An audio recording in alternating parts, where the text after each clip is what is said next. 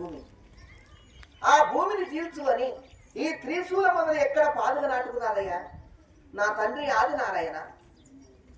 నా కోరిక నెరవేరుస్తానని భయపడి నెమలి రూపాన కన్నీళ్లు వదిలిపెట్టి ఆ దేహము ఈ అడగాను మునిగిపోయి ఈ సముద్రాల కింద పెరుగు మాత్రున్న ధరణి కింద 12 శిరస్సుల యురగేంద్రుని పైన ఒక పక్కన పవలించున్నారు. ఆదినారాయణ నెమలి రూపాన్ని వదులుకొని 12 శిరస్సుల యురగేంద్రుని పైన ఒక పక్కన పవలించుండగానే నేను వేసిన త్రిశూల మొదలు వెళ్ళి శ్రీహరి నాభి కమల మొదలు నాటుకున్నారు. బొడ్డు ఎన్నలు నాటుకున్నారు. అక్కడ నుండి ఈ త్రిశూలం పైకి పెరిగి వచ్చినారు. కానీ ఈ త్రిశూలం పైన పొందగరాలి, నా ప్రాణాలు ప్రమాదం. ఇప్పుడు ఎలాని కన్నీరు పెడుతుండగా ఆదినారాయణ పల్లజడ ఉట్టుకు వస్తున్నారు. ఆ పల్లజడ ఎటు ఆమడ వెళుతూ ఉన్నారు. ఆ తీసుకువచ్చి ఈ త్రిశూలం చుట్టూ చుట్టినారు. మెత్తని గూడుగా మారినారు.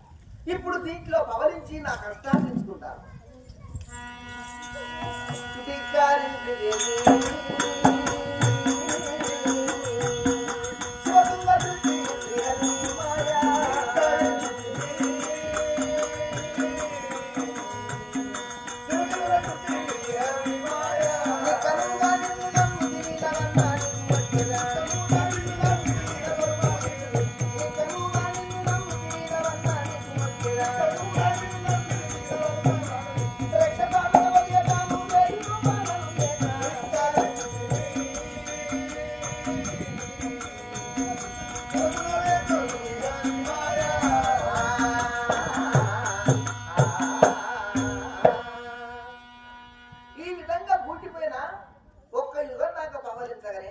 నా కష్టం తీరి నా బాధ తీరి ఆ బూట్లు ఇవ్వగలుగుతున్నాయి.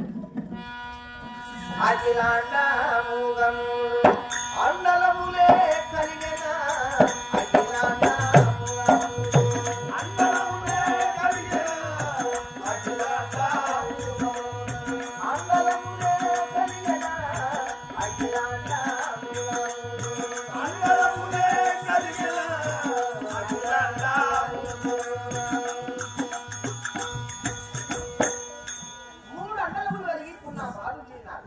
అండలములంటే మూడు కుట్లుగా జన్మించినాయి బాబు. 3 కుట్లు జన్మించినాయి. మొదటి అండలము బంగారు మేలుఛాయ. బంగారు మేలుఛాయ. 2 అండలము నల్లని నీలమేఘి ఛాయ. నీలమేఘి ఛాయ. ఇక చివరి అండలము శ్వేతవర్ణం. శ్వేతవర్ణం అంటే తెల్లని రూపంతో జన్మించినారు. ఈ